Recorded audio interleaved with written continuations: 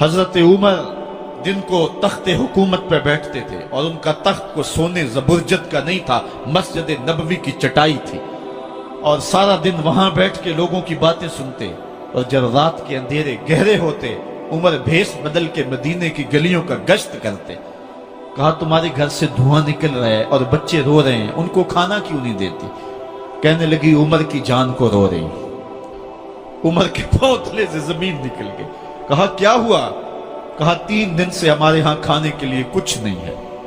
रोजाना बच्चे रोते हैं और मैं हंडिया के अंदर पत्थर डाल करके नीचे से आग डालती रहती हूँ कि बच्चे इंतजार कर करके सो जाएंगे, कम वक्त सो भी नहीं रहे और वो पत्थर पकेंगे भी क्या, और मैं उमर की जान को रो रही हूँ। हजरत उमर का कलेजा दहलने लगा। फौरन पलटे, वापस बैतुल माल में आए, घी का एक कनस्तर लिया, आटे की बोरी ली, मिर्च मसाला जात बहुत कुछ उठाया, अपने कंधे पे रखा, बोरी अपनी कमर पे ला दी। उमर बैतुल माल से निकले तो आपके खादम असलम ने देख लिया, आगे बढ़ा, कहा मेरे आका मैं उठाता हूं। उमर की आंखों में आंसू है। कहा असलम कयामत के दिन मेरा बोझ उठा लोगे? कहा कयामत के दिन तो अपना अपना बोझ उठाना पड़ेगा। कहा उमर को आज अपना ही उठाने दो।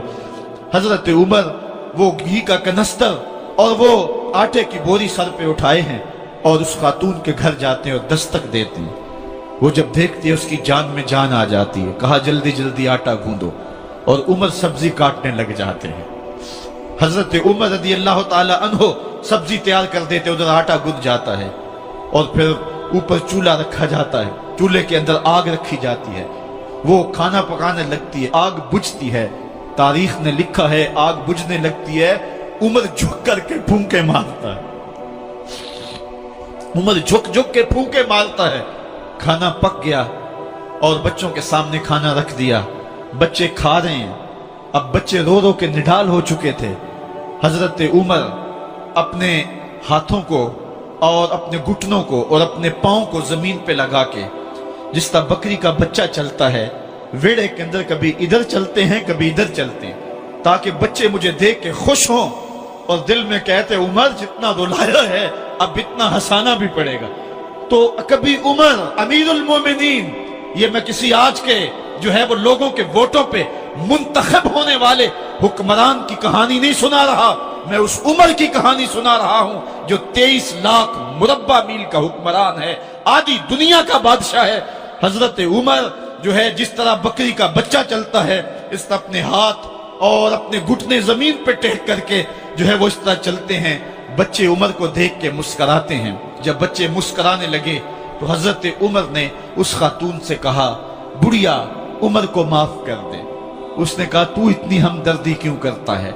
कहा उमर बेचारा बड़ा फंसा हुआ है, फिक्र है उसको यरमूक को, फुस्तात हुलवान की, जब फतह है मिस्र तो तैयारी है ईरान की, आते जाते वफद से मुलाकात भी करता होगा और शब को मालूम हालात भी करता होगा, कांटों में उलझी हुई बेचारे की जान है, नींद उसको भी आती है, आखिर वो इंसान है, मेरी बहन उमर को माफ कर दे।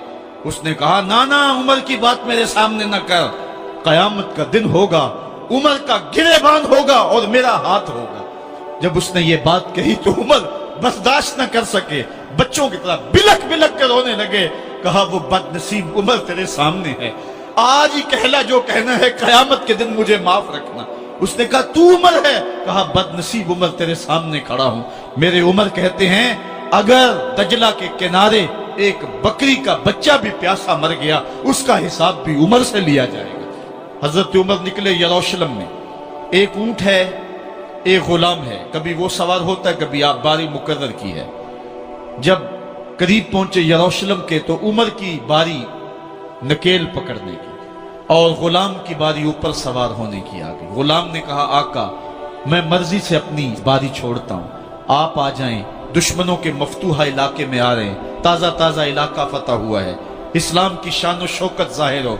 उमर ने कहा इस्लाम की शान व शौकत ऐसे जाहिर नहीं होती है, अपनी बारी पे तुम बैठोगे, अपनी बारी पे मैं बैठूंगा। लोग मुंतजर खड़े हैं, दूर से जब देखा कहा इसकी हैबत से कांपते थे हम, ये तो कोई हबशी लगता है, रंग काला है, होंठ मोटे हैं, इससे तो ज्यादा हसीन इसका गुलाम है जो आगे आगे चल रहा है। حضرت ابو عبیدہ نے کہا دھوکہ کھا رہے ہو، ہمارا آقا وہ نہیں ہے جو اونٹنی کے اوپر سوار ہے، ہمارا آقا وہ ہے جو لگام تھامے آگے آگے چل رہا ہے۔